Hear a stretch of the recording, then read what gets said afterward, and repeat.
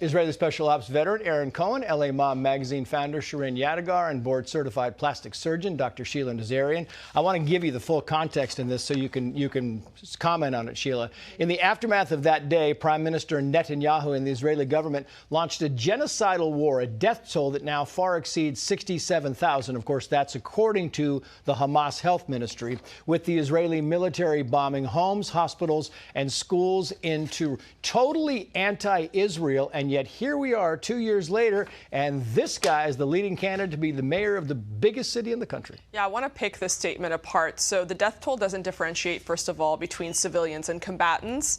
And 14,000 people over the last 2 years would have died of natural causes in Gaza. He also says genocidal. There's millions of people in Gaza. If this was a true genocide, there would be a lot more dead. He omits that day, as you mentioned, the October 7th massacre, which makes Israel's response seem unprovoked. And then he performs this moral inversion, which they're so good at, making Hamas the victim, when they're actually the genocidal terrorists who started all of this, and launch missiles from homes, schools, and hospitals to get this response from Israel so that they can claim further victimhood. So, again, to the Jews in New York, please, please, please do not vote this guy in. And yet it looks very likely. Here's a former hostage on what happened on October 7th. He was there. He tells this story. Watch. They got into our house 4 hours after the missile started, you know, very quickly arrived to the door of the safe room, open it, start to shoot. We jumped on our daughters, covered them, and they stopped after 10 seconds. I mean, so many horrifying stories, Shirin, and they just keep going. We thought by now, I mean, we thought by now it would be long over, and it's not. Eli Sharabi is the story of the Israeli people, of the Jewish people, of resilience, of standing up in the face of fear. He was a hostage for 491 days. He writes in his book that just came out today that he kept himself alive so that he could see his wife and his daughters. And when he was released, they were murdered by Hamas, and he didn't get a chance to see them. He underwent the most horrific conditions, and we still have 48 hostages that are being held. There's a peace deal on the table, and Hamas is the only one in the Arab nation that doesn't want to take it to release these hostages. I mean, if you read the book, Trace, you would be astonished. He went weeks without a shower, and when they gave him a bucket of cold water to wash, there was no soap. There were worms around the bathroom and in the bed. I mean, this is the most catastrophic event we have seen in history, and everybody should be standing up and demanding these hostages come home. Meantime, Aaron, Marco Rubio said the following about the peace deal that Shirin was just mentioning. Watch. What gives you hope here is that at least there now is a framework for how all this can come to an end and those hostages can be released. What gives you hope here is the fact that for the first time in this entire endeavor, you have the United Arab Emirates, you have Qatar, you have Saudi Arabia, you have Turkey, you have Egypt, you have Jordan, you have Indonesia, you have all these countries, the European countries, all lined up behind a plan and putting a tremendous amount of pressure to make it happen.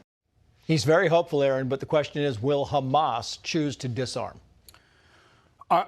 I appreciate the statements that Marco Rubio is saying, and I'm behind Trump and this Arab coalition to try and put sustained pressure on Hamas. But in my opinion, Trace, being in this business for 20 years, I can say that Hamas will not voluntarily disarm.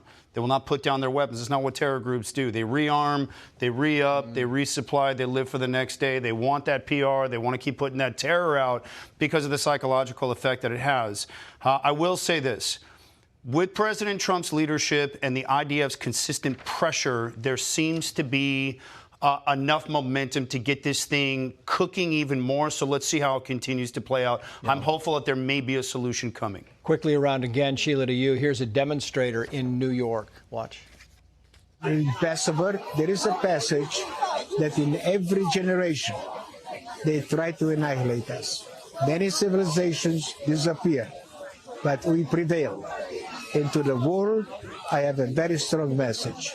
We are here to stay. Here to stay through all the anti-Semitism that we have covered on this desk over the past 2 years. I mean, that's forward-looking. I'm with him, Am Yisrael Chai, and the Jewish people will survive this as we have survived everything else that's come our way. Yeah, it really is. It's amazing. Secretary of Commerce Howard Lutnick was at the D.C. vigil, and he said the following here. I am thankful to serve in the Trump administration because Donald Trump is the driving force of peace in this world. He's the driving force of peace. Each and every time someone brings up either Gaza, October 7th, or any other event, he reminds whoever asked, he reminds everyone in the audience what happened that day, who we are dealing with, and what we are dealing with.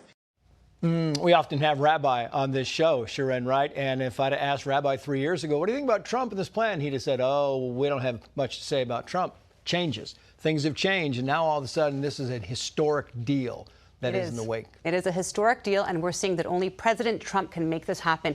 He has had every Arab country, from Pakistan to Turkey to Qatar, sign on to this deal. We're just waiting for Hamas to say yes, and then you have peace in the region. You can finally give economic freedom and liberty to the Palestinian people. You know what I want to wonder is, where are the pro-Palestinian protesters? Why are they not on the streets right now saying, thank you, President Trump, we stand behind you. Let's give freedom to the Palestinian people. Where are they? Yeah, it's a very good question. Lastly, quickly, Aaron, Trey Yingst on October 7, 2023.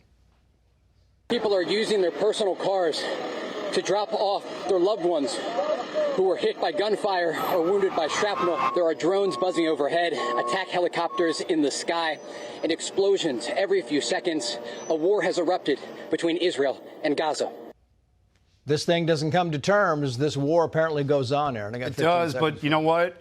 Israel does what it does best. It reshaped the entire Middle East in just 24 months. Hassan Nasrallah, all the terrorists that we eliminated, the beeper operation, it's showtime. Nobody does this better than the Jews. That tiny little country, everybody's staring at us. Look what we've accomplished in 24 months. You cross that line, you kill our people. Have a nice day. We're coming for you. This is what we stand for, and this is what we've become. Aaron, Sharon, Sheila, thank you all. Let me take a minute and tell you guys about something incredible that I'm building and why I need your help. It's called Gideon. It's the first real-time AI-powered threat detection system for law enforcement and schools. It scans the open web, social media, Discord, Reddit, gaming chats, and flags violent signals before they explode. We're talking about radicalization, grievance buildup, martyrdom language, the exact warning signs we've seen before Uvalde, Buffalo, and the D.C. embassy murders. And right now, there's no system catching it. So I'm building it. And I'm asking you, my audience, the people who care, to help me fund it. Every dollar goes directly to engineering, law enforcement deployment, and getting this into schools and across law enforcement agencies across the country.